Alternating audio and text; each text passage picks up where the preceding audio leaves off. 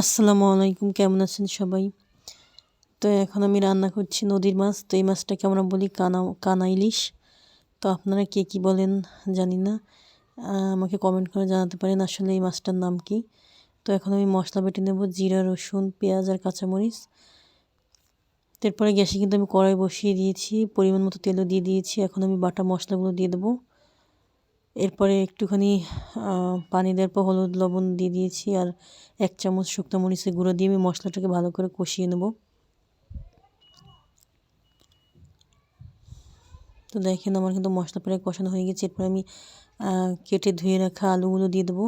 আমি কিন্তু আলু দিয়ে টমেটো দিয়ে কানা ইলিশ মাছ ভুনা করব। তো আলু দিয়ে আমি কষাবো কিছুক্ষণ।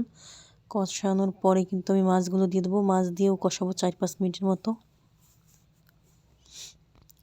তো আমার চ্যানেলে আপনি যদি নতুন হয়ে থাকেন তাহলে অবশ্যই আমার চ্যানেলটাকে সাবস্ক্রাইব করে রাখবেন। তো দেখেন আমি কিন্তু এখন মাছগুলো দিয়ে কষিয়ে নিচ্ছি ভালো করে। আশা করি আপনারা সবাই আমাকে সাপোর্ট করবেন, আমার নতুন চ্যানেল। তো আমার কষানো হয়ে গিয়েছে, এখন কিন্তু আমি ঝোলের পানি দিয়ে দেবো।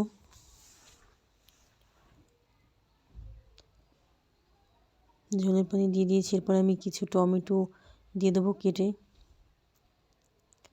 আপনারা কিন্তু চাইলে এই মাছটাকে শুধু তেলে ভাজি করেও খেতে পারেন, কাঁচামরিচ আর পেঁয়াজ ভাজি করে সাথে। আজকে আমার হাতে সময় খুবই কম ছিল, তাই আমি মাছ না ভেজে এরকম কষিয়ে রান্না করেছি। তো এখন আমি ঢেকে দিয়েছি, ঢেকে দিয়ে আমি আরও 20 মিনিটের মতো রান্না করে নেব মিডিয়াম আছে। তো দেখেন আমার কিন্তু রান্না হয়ে গিয়েছে। আমি কিন্তু একবারে পোড়া করেছি।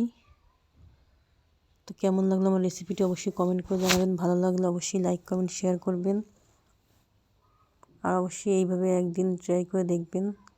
সবাই ভালো থাকবেন। আল্লাহ হাফেজ।